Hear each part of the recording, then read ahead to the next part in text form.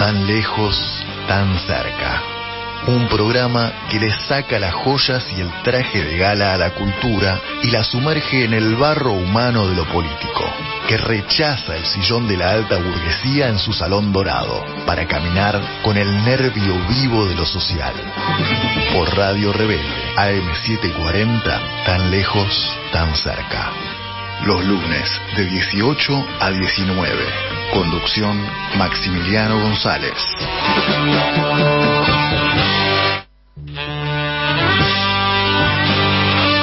Buenas tardes, bienvenidos al programa número 30 de Tan Lejos, Tan Cerca. Vamos a arrancar hoy hablando de las escuelas tomadas o quizá también del abandono de la educación del gobierno de la ciudad. No es la primera vez que en la ciudad de Buenos Aires los alumnos toman las escuelas. Como Larreta cuentan con el privilegio del blanqueo mediático frente a los conflictos en su distrito, el ciudadano medio acata el enojo del jefe de gobierno, pues ignora cómo está funcionando realmente el sistema educativo. Ignora que el presupuesto pasó del 27% en 2008 al 17% en la actualidad.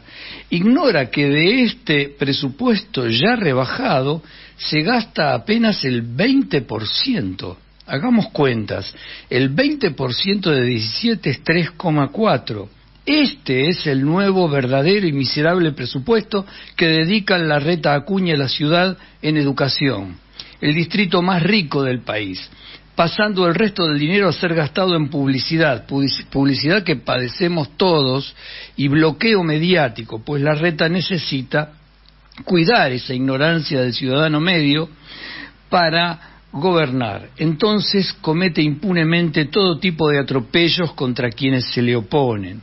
Los vigila con la policía, manda a citar a los padres, aparece en casa de los padres a altas horas de la noche, se habla de altísimas multas, argumenta un delito cuando se trata en realidad de una contravención y no de un delito, es decir, especula con la ignorancia del ciudadano porteño. Y luego ningunea a alumnos, padres, docentes.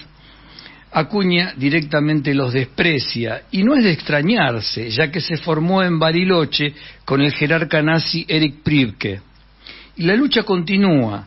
Lo más arduo de todo es la ignorancia y la pasividad de ese ciudadano medio que también ignora que las supuestas pasantías de los quintos años no es más que trabajo basura. Es mano de obra esclava para empresas que por algún motivo, vaya a saber cuál, habrá elegido el jefe de gobierno y o la ministra de Educación. Este es el jefe del gobierno que hablaba de su preocupación por la educación en la ciudad en la época de la pandemia. Más cinismo imposible. Otro de los temas que me llamó la atención es el atentado a los gasoductos rusos Nord Stream 1 y 2. El reciente atentado contra los gasoductos rusos Nord Stream 1 y 2 generó dudas al principio. ¿Quién lo habrá perpetrado? La OTAN se apresuró a acusar a Rusia, pero sinceramente, sería absurdo que quienes han invertido cifras millonarias en su construcción, de buenas a primeras, quieran destruirlo. Hace poco volvió a salir a la luz una declaración de Joe Biden, de hace unos meses atrás, en la que asegura a un periodista que van a eliminar a Nord Stream 1 y 2, y el periodista repregunta: usted no tenga dudas de que los vamos a eliminar. Han presionado a Europa para que los apoye. A confesión de parte, relevo de prueba. El gas que los malos rusos cobraban $8 el metro cúbico, ahora pasará a costar, entregado por los buenos norteamericanos, $80 el metro cúbico. Tiene 4 patas, cola y ladra. ¿Qué será? A todo esto, la política europea está decidida al suicidio, y para callar las voces en disidencia que seguramente irán surgiendo, induce mediante hábiles técnicas de comunicación, hoy vamos a hablar de comunicación, así que viene a cuenta el tema, una propaganda política que alienta a votar a la extrema derecha. Ya cayó Italia, próximamente le tocará el turno a España. Polonia está cerca. No hay que ser muy lúcido para ver que este plan de la OTAN y Estados Unidos saldrán sumamente maltrechos los europeos.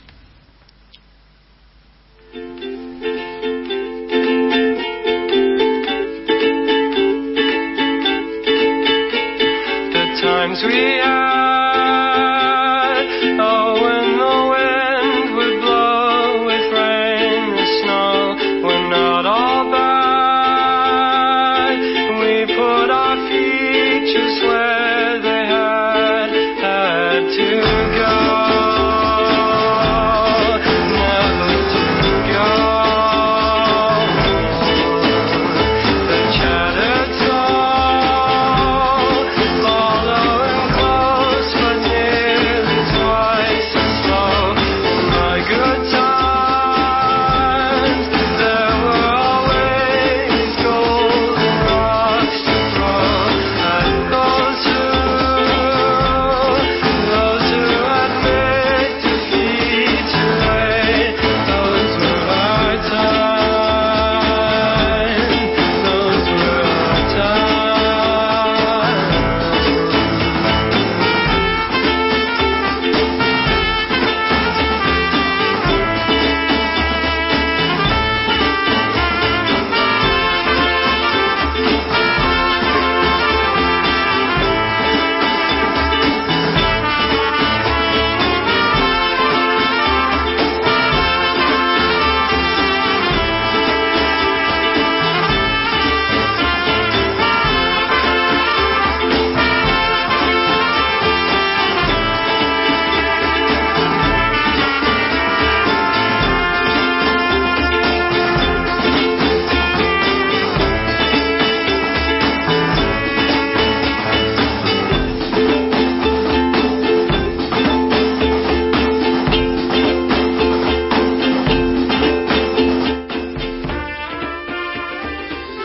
Bueno, estamos escuchando el tema del grupo Beirut, Letters from Italy.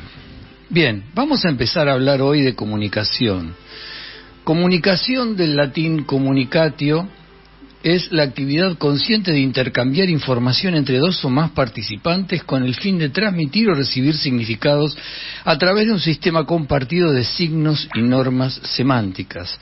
Los pasos básicos de la comunicación son la formación de una intención de comunicar, la composición del mensaje, la codificación del mensaje, la transmisión de la señal, la recepción del mismo, la decodificación del mensaje y finalmente la interpretación de este mensaje por parte de un receptor.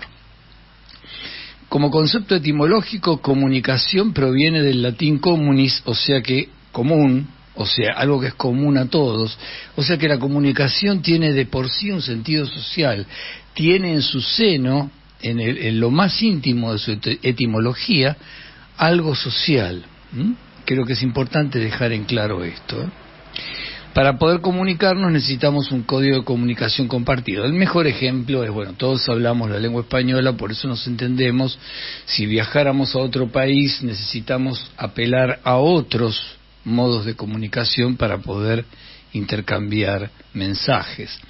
La comunicación no verbal consiste en transmitir significados en esta forma de mensajes no verbales, incluyendo gestos, expresiones faciales, corporales, contacto visual, muy importante el tema de la vista, la manera de vestir, la áptica, que es la comunicación por medio del tacto, la cronémica, que es el significado del tiempo de la comunicación, la kinésica, que es el lenguaje corporal, y también comunica la proxémica, que son el modo en que los cuerpos ocupan un espacio dentro de un ámbito común.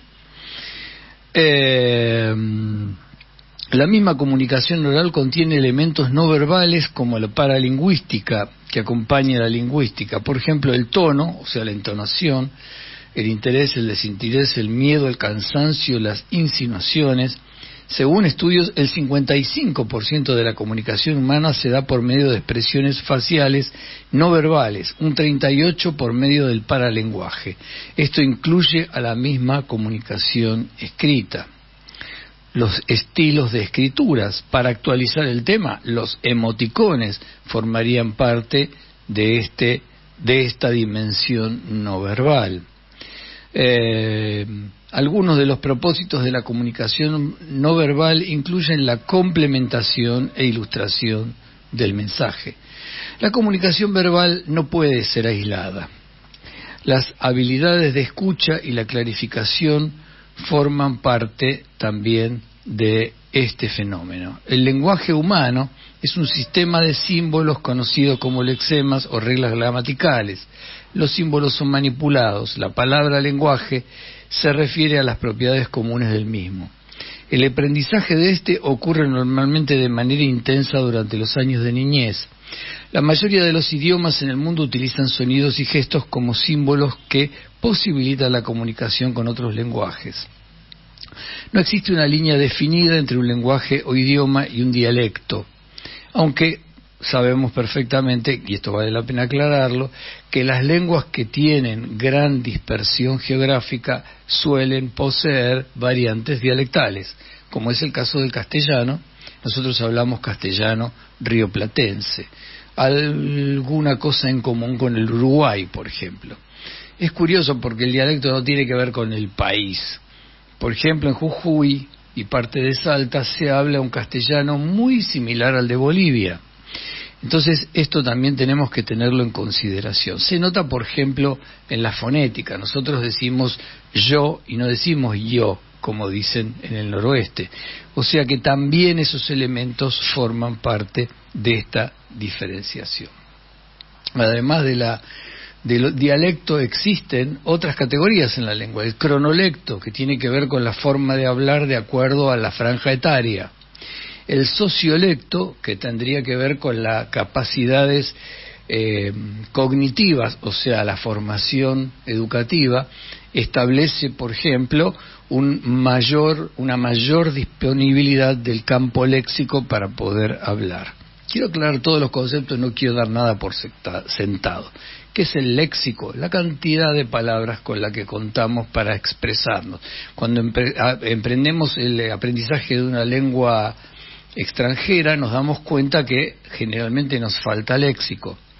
Y además nos faltan posiblemente las reglas o gran parte de las reglas.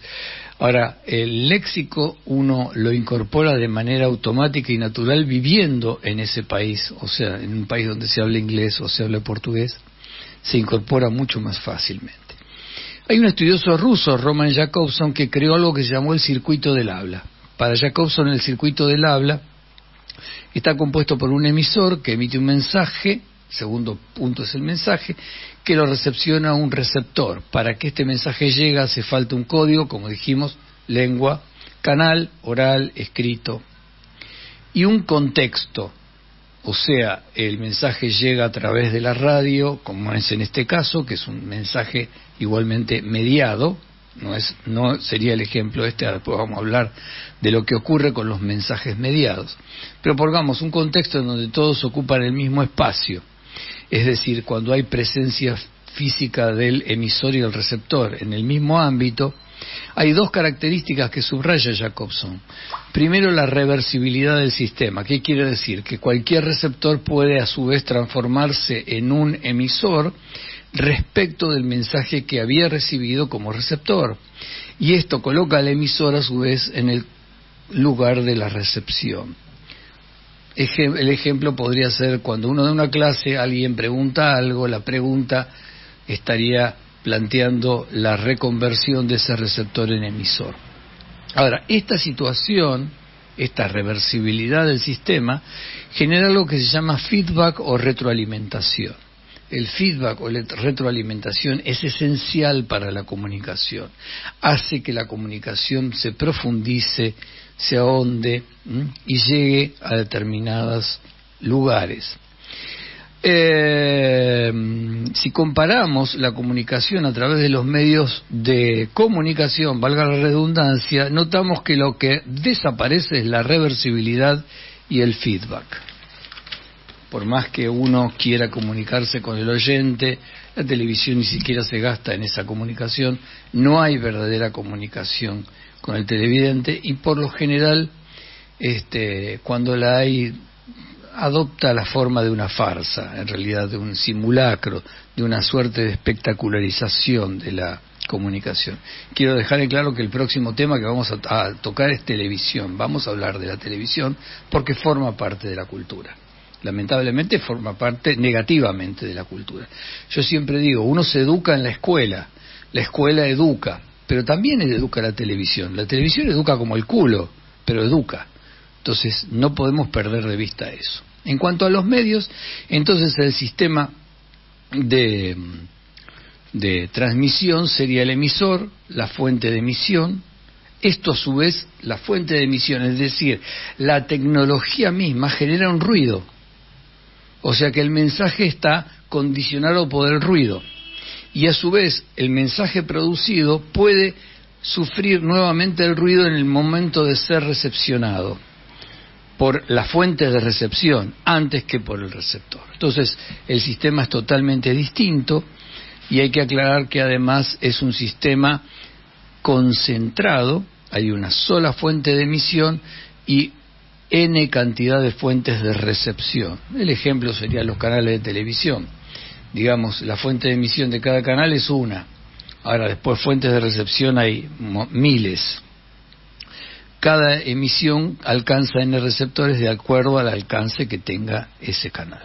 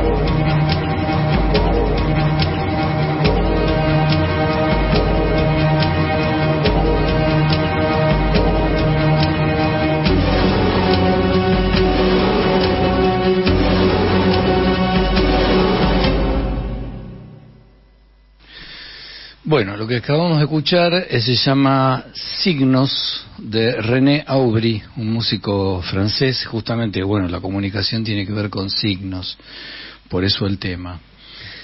La comunicación no debería confundirse con la teoría de la información, la cual corresponde a la teoría matemática de Claude Shannon, que estudió la información, canales, comprensión de datos, criptografía y todo lo que se relaciona con esta, como una magnitud física.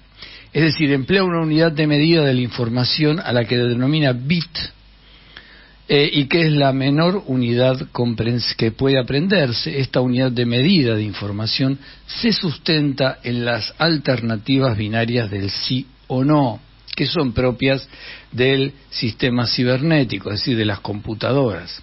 Así, por ejemplo, si tendremos que determinar la sexualidad de alguien, simplemente se daría la opción macho o hembra.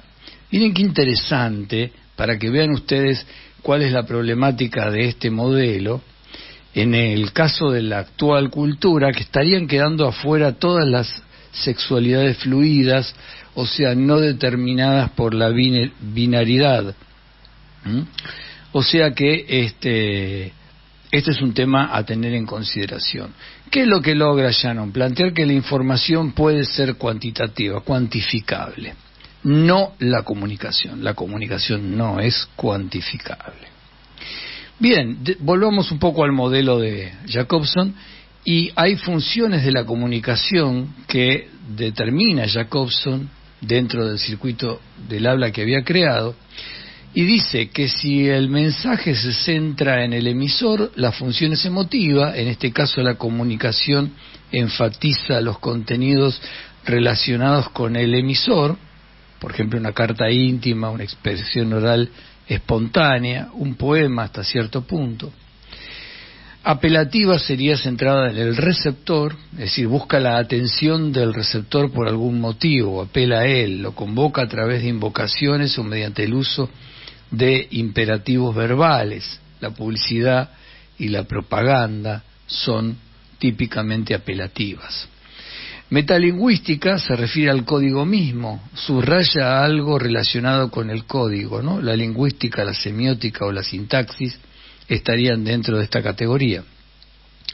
La fática se centra en el canal, busca que este canal se mantenga. Bueno, la fática se puede precisar generalmente en ciertas formas de comunicación mediada, como es el teléfono, hola, hola, está ahí, etcétera, etcétera. Estamos buscando confirmar que el canal está abierto.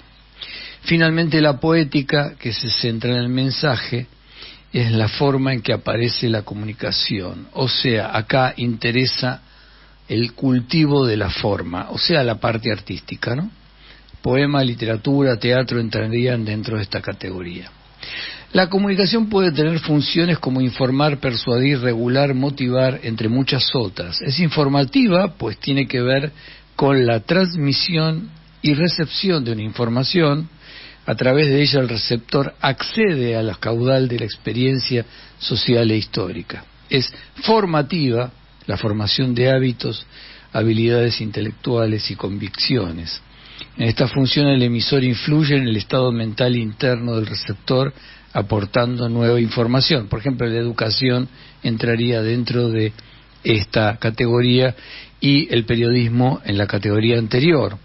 Persuasiva, el emisor pretende modificar la conducta u opinión del receptor de manera que coopere en determinado propósito. Podríamos decir, cualquier arenga política busca de alguna manera enfatizar esta función persuasiva. Entretener, el emisor crea contenidos que el receptor disfruta. Es interesante hacer un planteo sobre esto, y me adelanto un poquito a lo que vamos a hablar, y posiblemente lo repita, cuando hablemos de televisión. Hoy pareciera ser que la función de la televisión, más que informar, es entretener, distraer, y a través de eso generar otras cosas, otras cuestiones, ¿no?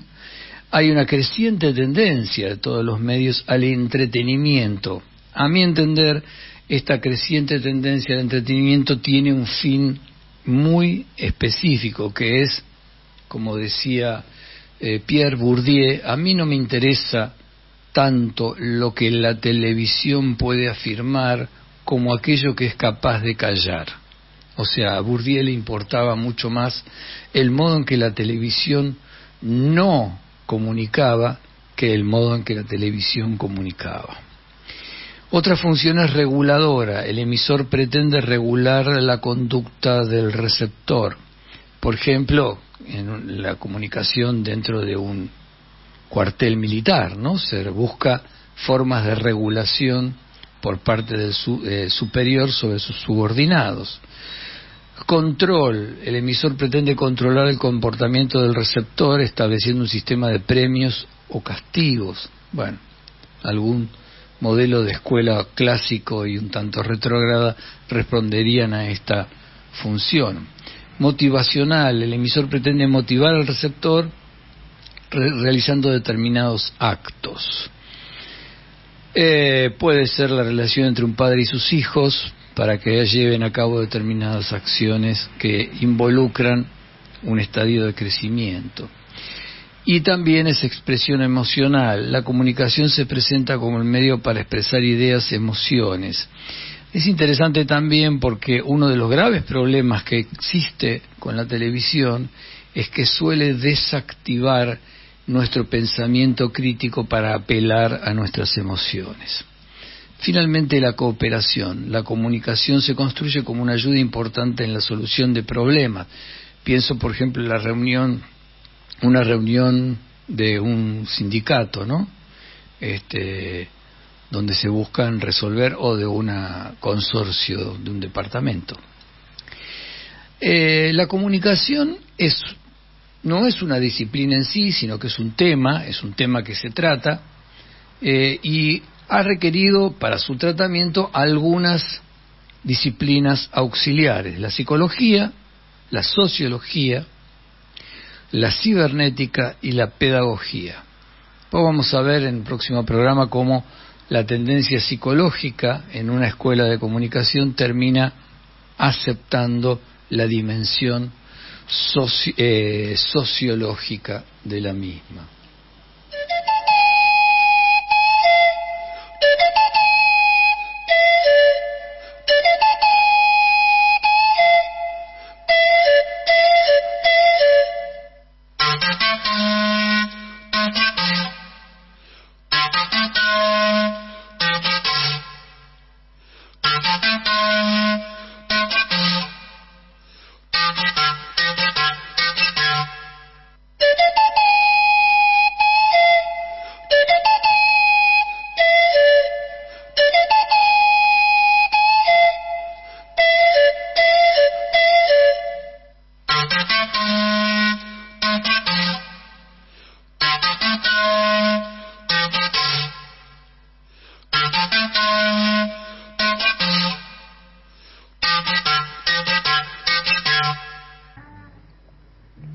Comprender y pensar el arte del siglo XX es un curso de 12 clases coordinado por el profesor Mariano Levat.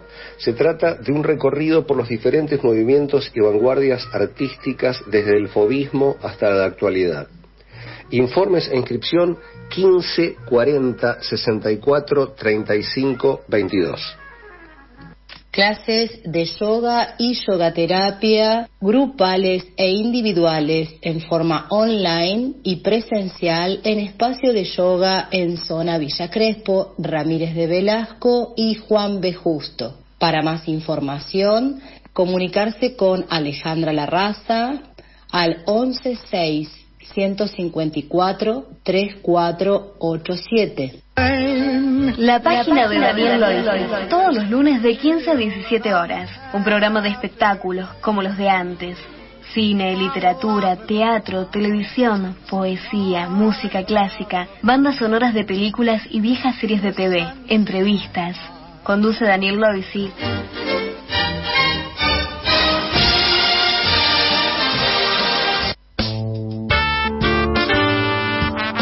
Todos los lunes, de 19 a 20, te invitamos a escuchar Generación Abierta en Radio.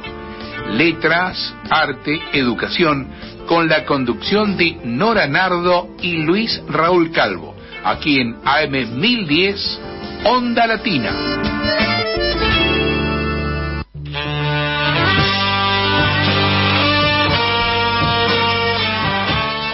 Vamos a hablar de las leyes de la comunicación.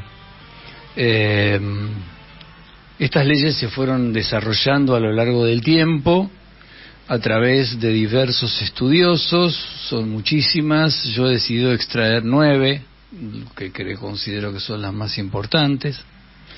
Así que vamos a ir por la primera. La primera ley, que creo que es interesante, dice: lo verdadero no es lo que dice el emisor, sino lo que entiende el receptor. Ninguna persona actuando como receptor capta y percibe el mensaje precisamente como lo tenía en mente el emisor. Incluso cuando éste se expresa con mayor claridad, hay condicionantes emocionales, intelectuales, contextuales y culturales para esa recepción. O sea que, primero, el concepto de verdad es un concepto a construir, subjetivo, que depende, por supuesto, de la dimensión del sujeto. Y, por el otro lado, esto muestra que la comunicación, en términos de porcentaje, no llega exactamente como se la emite. Por eso es que las intencionalidades de la emisión nunca se cumplen plenamente en el proceso de recepción.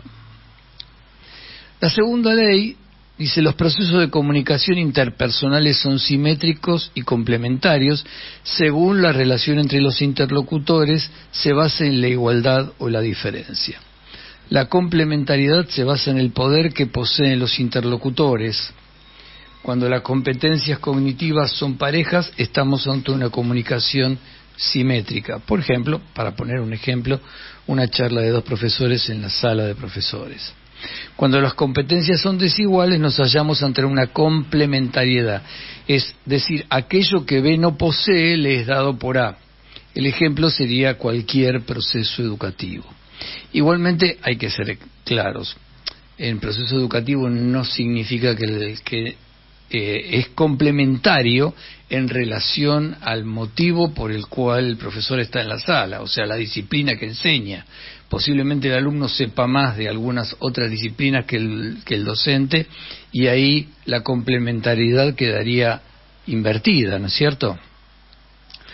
Sin embargo, no necesariamente esta asimetría está garantizando cualquier proceso educativo, pues depende de las condiciones de competencias cognitivas del emisor, instructor, cuyo proceso educativo debería tender a disminuir la asimetría. Hay una aclaración que quiero hacer. A la comunicación le importa mucho la educación porque la piensa como un proceso de comunicación a largo plazo. Es como una apuesta a largo plazo. La comunicación sería un fenómeno, la educación sería un fenómeno de comunicación muy a largo plazo. Es frecuente que en este proceso de acercamiento del emisor y el receptor se concrete a partir de procesos de identificación. Y es más, volvemos a la ley número 1, si el receptor no termina de comprender lo que el emisor quiere decir, el emisor deberá apelar a otras estrategias, otras formas del lenguaje para poder llegar a comunicar lo más posible ese mensaje. La tercera dice que cuando B, o sea el receptor, interpreta mal un mensaje, el culpable siempre es el emisor. La responsabilidad de la comunicación correcta es del emisor. Esto es cierto, pero obviamente tiene algunas excepciones. Por ejemplo, el emisor, si no hay una comunicación previa, el emisor no puede reconocer alguna problemática con respecto al receptor. Por eso en las reuniones educativas se comenta: tal alumno tiene dislexia, tal alumno tiene tal problemática. Entonces ahí hay que contemplar esas dificultades, o hiperquinesia, qué sé yo, para ver cómo hacer para que la comunicación efectivamente se cumpla. ¿Por qué es importante todo esto? Porque si no, no ocurre el feedback, no hay feedback. Y aquí había que aclarar algo también con respecto al modelo educativo. Hoy hay un modelo educativo mucho más dialogal, más de diálogo que de clase expositiva. pues ese diálogo lo que hace es favorecer fuertemente el feedback y de alguna manera confirmar que este se está dando, ¿no? Bueno, las famosas evaluaciones lo que buscan es la confirmación de ese feedback, ¿no?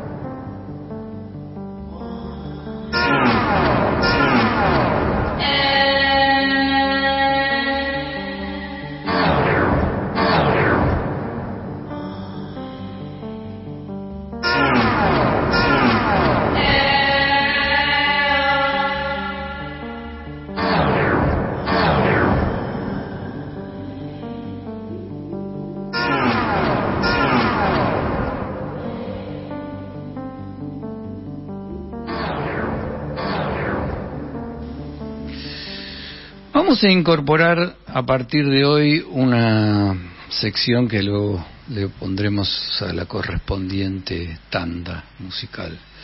Voy a empezar a hacer algunas críticas de cine. Bueno, el sábado fui a ver Argentina 1985 de Santiago Mitre. La película es buena y necesaria en un momento en que la Argentina pareciera que la memoria empieza a fallar. Por supuesto, los protagonistas, Ricardo Darín como Estracera y Peter Lanzani como Luis Moreno Campo, resultaron esenciales dentro de esta película. Para el diario The Guardian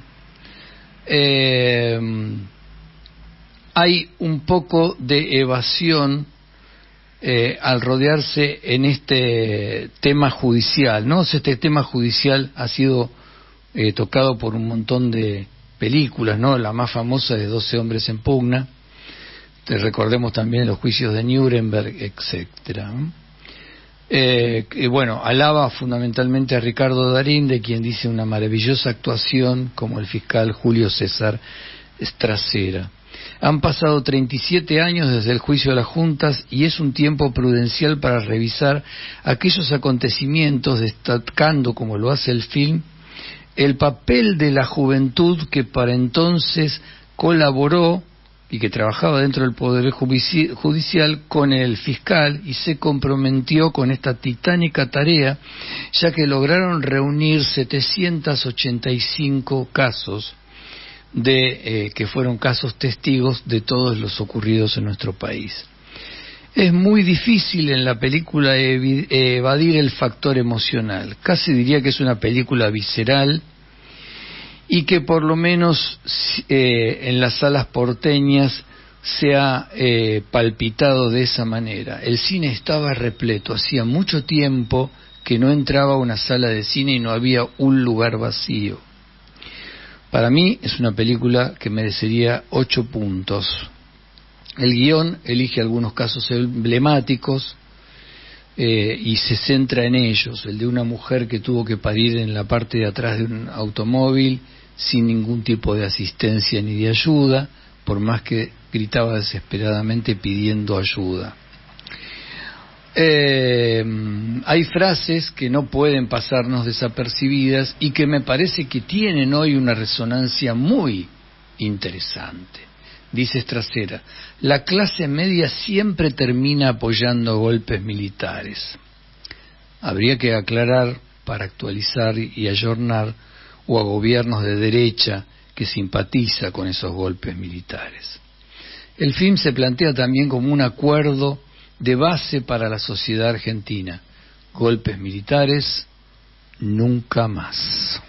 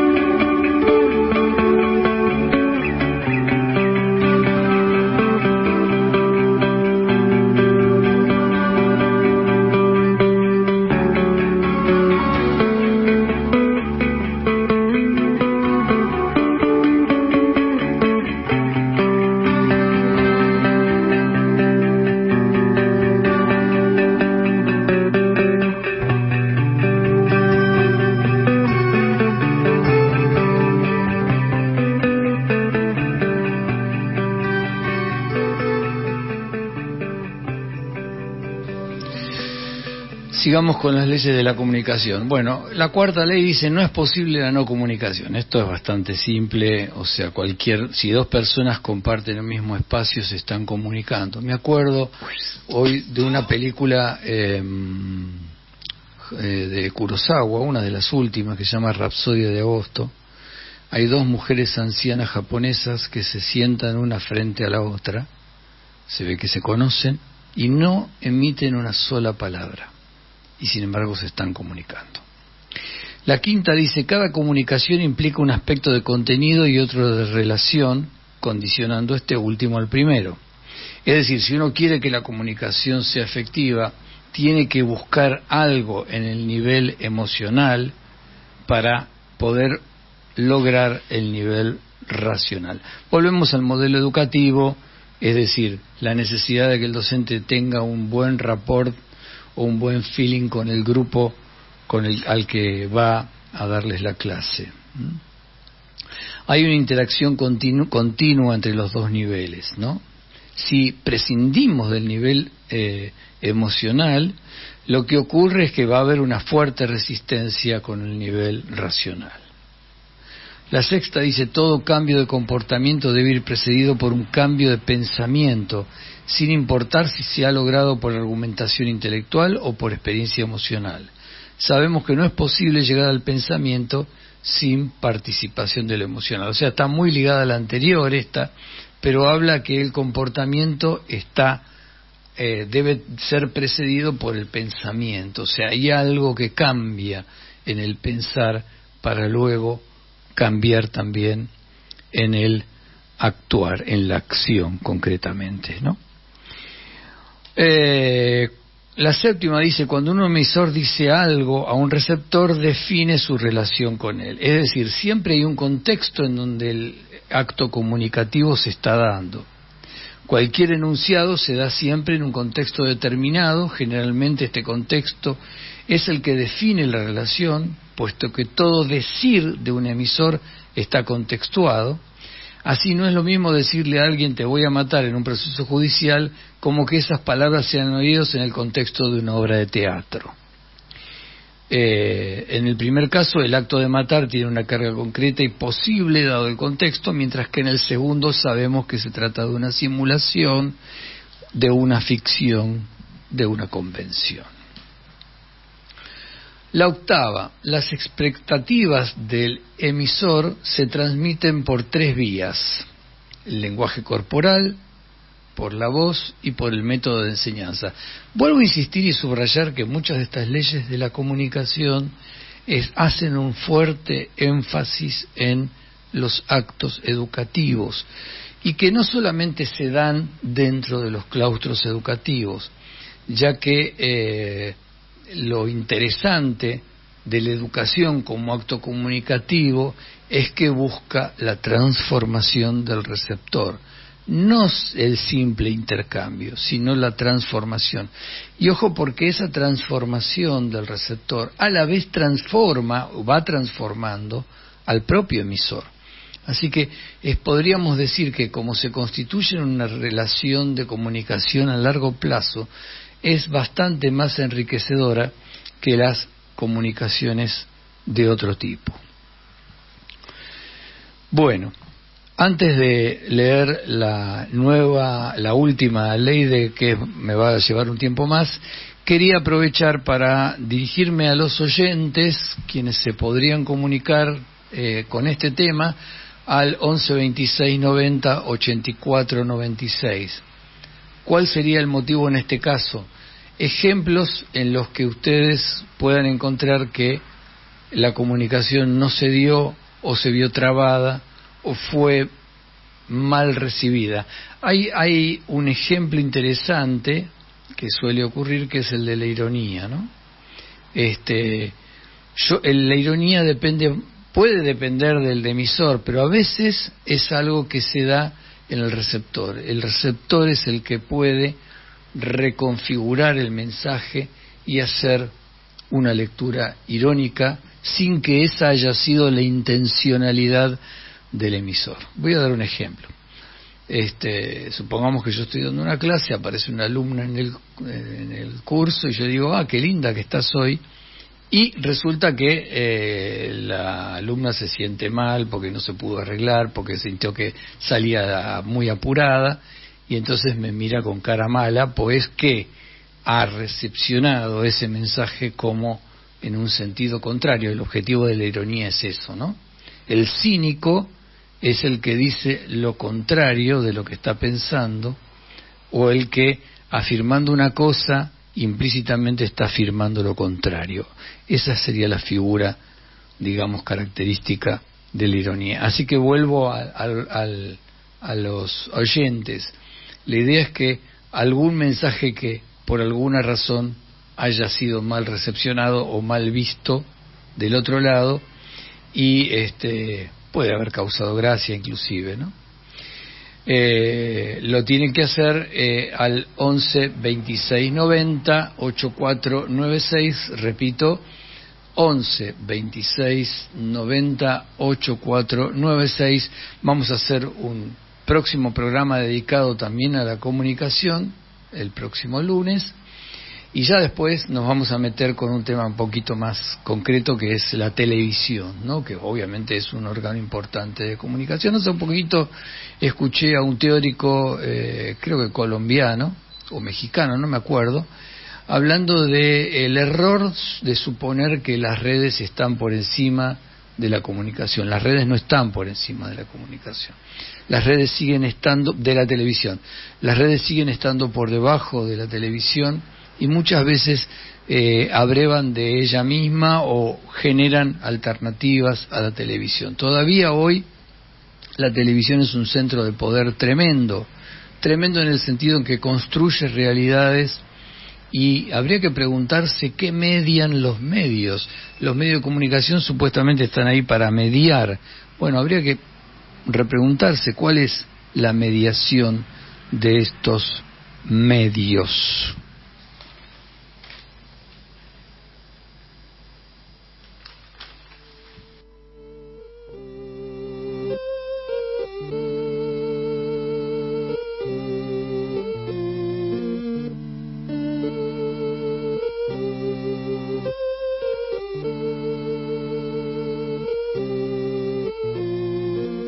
I just can't see why you can't see what I mean. But I can't make things any plainer. The words get in the way. Is that quite what I mean? If not now, then certainly sooner or later. We've got a problem with communication. Look, I scrabble with my hands. Well, I try to get some headroom from the elevation, but you just don't understand.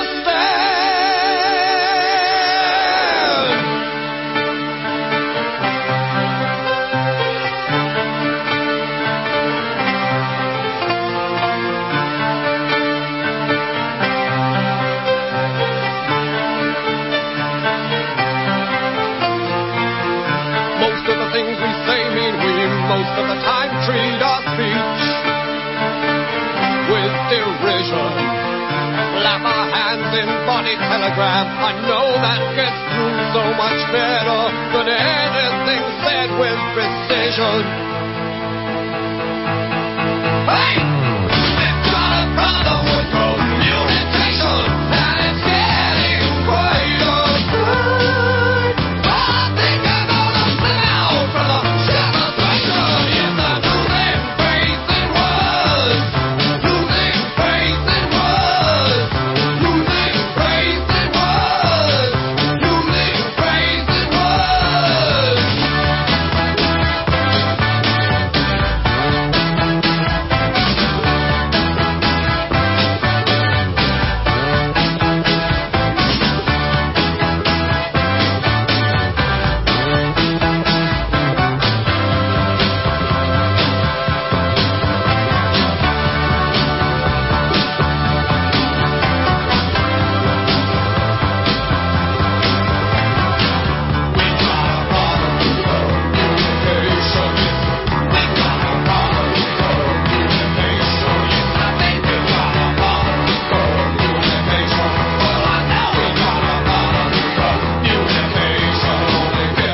Bueno, estamos escuchando al líder de Van der Graaf Generator.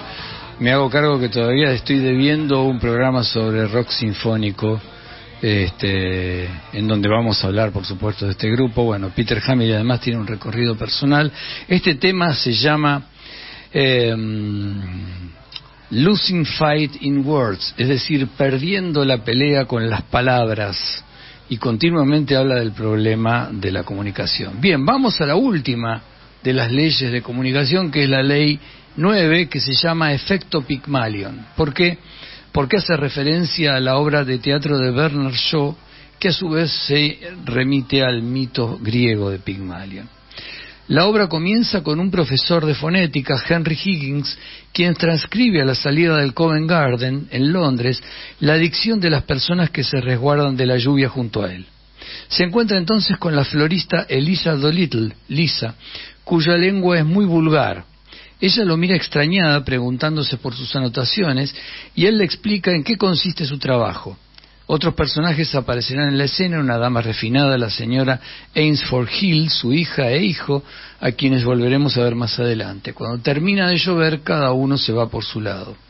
En el segundo acto, Higgins realiza una apuesta con su amigo el coronel Pickering. Higgins afirma que si lo desea podría convertir a la florista en una dama de la alta sociedad en 6 meses.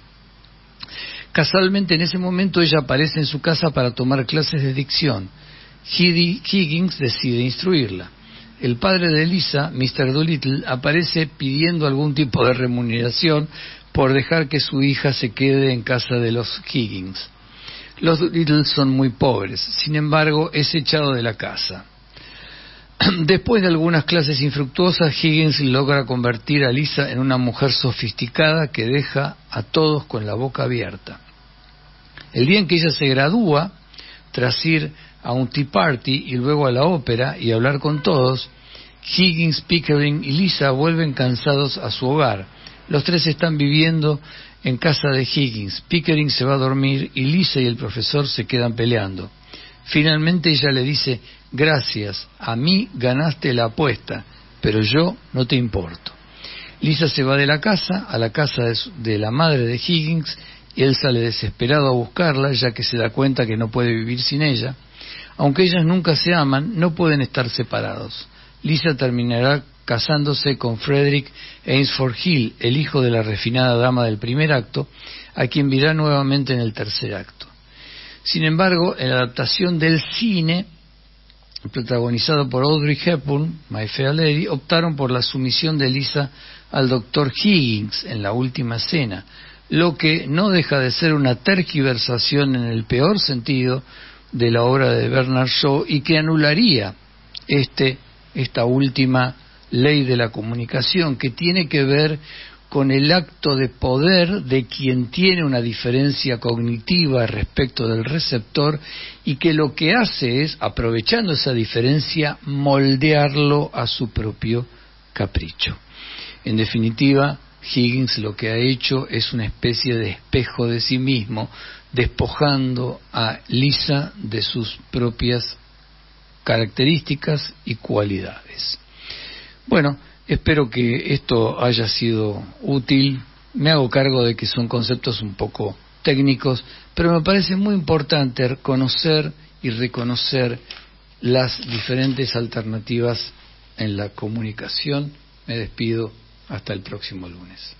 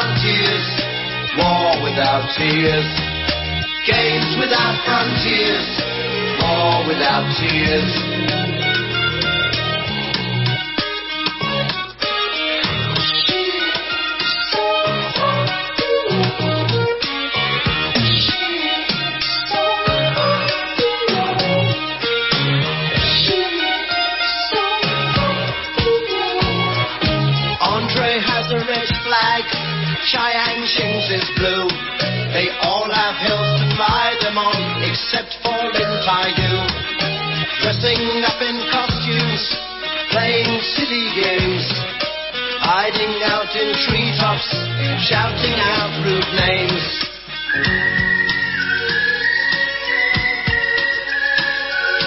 With the big tunes, we hide in the dunes by the seaside.